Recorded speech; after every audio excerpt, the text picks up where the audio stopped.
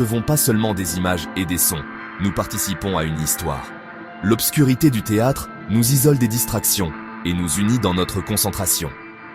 Nos identités individuelles s'estompent légèrement, et pendant un court instant, nous sommes simplement le public, une seule entité dans un voyage émotionnel guidé par le cinéaste.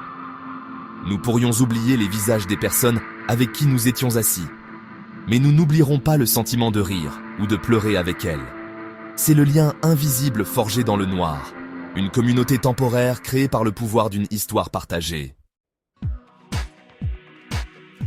Alors, qu'est-ce que nous regardons tous avec tant d'attention? Le cinéma est-il un miroir? À bien des égards, oui. Il tient souvent un miroir à notre société, reflétant nos vies, nos problèmes, nos espoirs et nos peurs.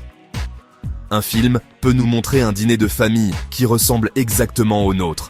Il peut dépeindre un personnage aux prises avec un emploi ou une relation d'une manière qui nous semble profondément familière. Lorsque nous voyons nos propres expériences représentées sur grand écran, nous nous sentons vus et compris. Le cinéma nous dit « Vous n'êtes pas seul dans ce que vous ressentez ». Votre histoire, d'une certaine manière, fait partie d'une histoire humaine plus vaste qui mérite d'être racontée. Considérez les films qui abordent des événements historiques ou des problèmes sociaux. Ils agissent comme un miroir de notre passé et de notre présent collectif. Un film sur une guerre majeure ou un mouvement pour les droits civiques peut nous enseigner notre histoire et nous forcer à affronter des vérités inconfortables sur notre société. Il peut nous montrer le courage de gens ordinaires dans des circonstances extraordinaires. En reflétant notre monde, ces films peuvent susciter des conversations et nous encourager à réfléchir de manière critique sur les vies que nous menons et les communautés dans lesquelles nous vivons.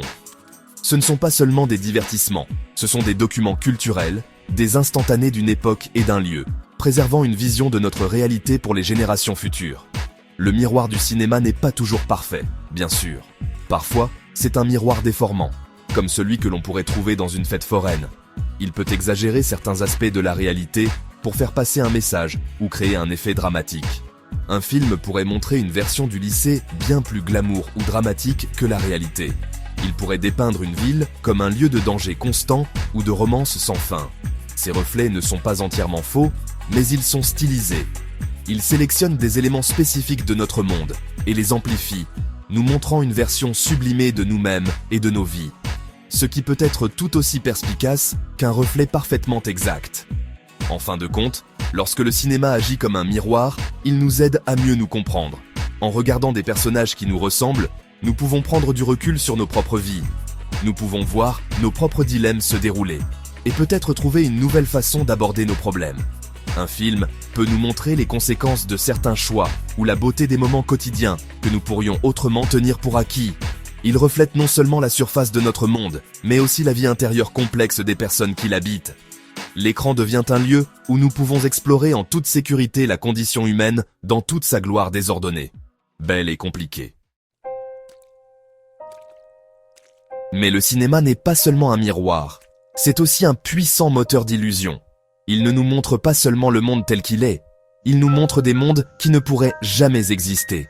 Il nous emmène dans des galaxies lointaines, dans des royaumes magiques, dans des futurs remplis de voitures volantes et de technologies incroyables.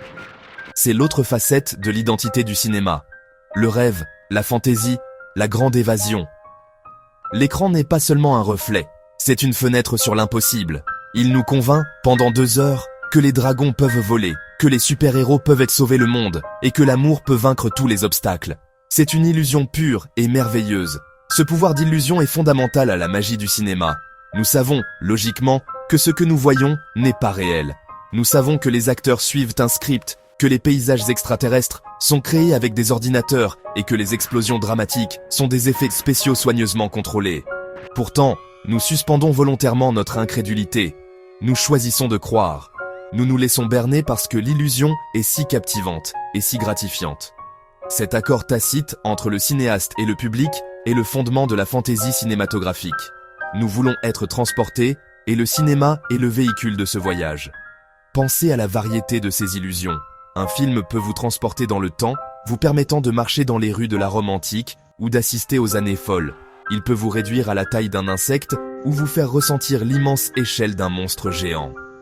Il peut créer des mondes avec des lois physiques entièrement nouvelles, de nouvelles langues et de nouvelles cultures. Il ne s'agit pas de refléter la réalité,